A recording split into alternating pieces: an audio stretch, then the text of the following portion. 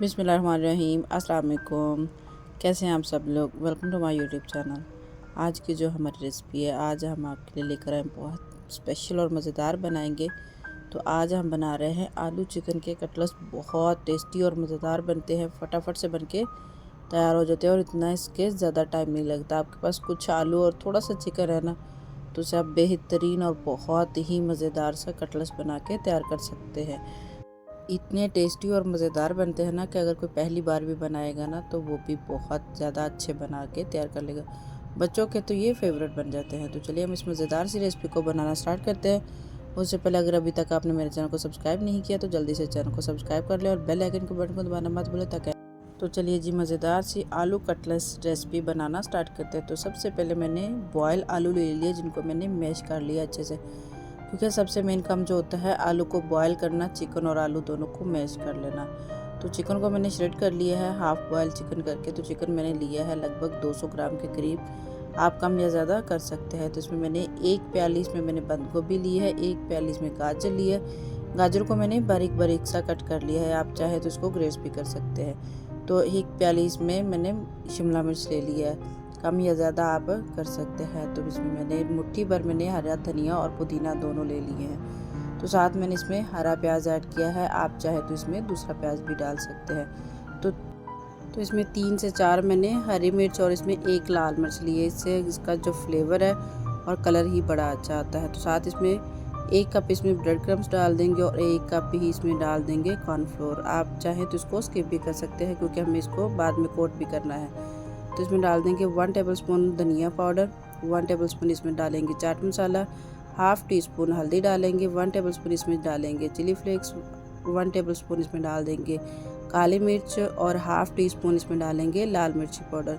तो 1 टेबलस्पून इसमें डाल देंगे नमक। ये सारी चीज़ें डाल के अच्छे से इसको मिक्स कर लेंगे, वह कंबाइंड यकजान हो जाना चाहिए। तो मसाला हमारा अच्छे से तैयार हो चुका है। तो अभी हम इसके जो कटलेट्स है वो तैयार कर लेते हैं। आप कोई भी शेप अपनी मर्ज़ी की दे सकते हैं, जैसे आपको पसंद हो या बच्चों को पसंद हो। या पर रमज़ान के बाद भी अगर आप थोड़ा सा इसका मिक्सचर ज़्यादा बना के और इसको कटलेट्स बना के फ्रीज़ कर लेते हैं ना, तो बच्चों के लिए बहुत ज़्यादा आसानी हो जाती है, क्योंकि उनको लंच बॉक्स में आप पैक करके, और बच्चे घर की चीज़ें खाते हैं ना, तो उनको सबको बहुत ज़्यादा पसंद आती है। तो इसी तरह हम सारे 1 बाय 1 करके तैयार कर लेंगे। 1 पाव चिकन था और कुछ थोड़े से आलू थे, और इसमें बन के इतने ढेर सारे माशाल्लाह से अच्छे बन के तैयार हो चुके हैं। तो अभी हम इसको करते हैं फ्राई के लिए सबसे पहले मैं इसमें ले लूँगी, थोड़ा सा मैंने इसकी कोटिंग तैयार की है। आप चाहे तो इसकी अंडे की बना सकते हैं, लेकिन मैंने इसका जो गोल तैयार किया, मैदे का तैयार किया, और इसकी कुछ कंसिस्टेंसी ऐसी होनी चाहिए कि इसका जो कोटिंग है वो बहुत अच्छे से उसका पोर हो जाए। तो अभी हम इसके जो कटलेट्स है वो सारे इस तरह लगा के, इन दोनों का कोट करके इसको सारे तैयार करके रख लेंगे।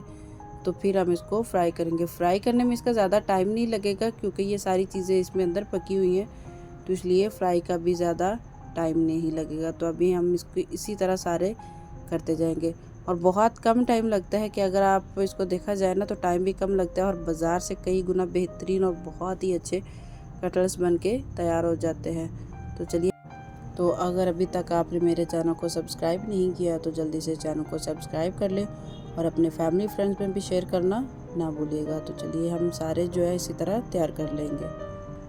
तो इसको फ्राई करने के लिए मैंने फ्राई पैन ले लिया, आप चाहे तो इसको कढ़ाई में भी फ्राई कर सकते हैं। तो हमें इसी तरह इसका जो टेम्परेचर है वो लो होना चाहिए, मीडियम टू लो होगा तो बहुत अच्छे से ये फ्राई हो जाएगा। इसका कलर बहुत ही ज़बरदस्त और अच्छा आएगा।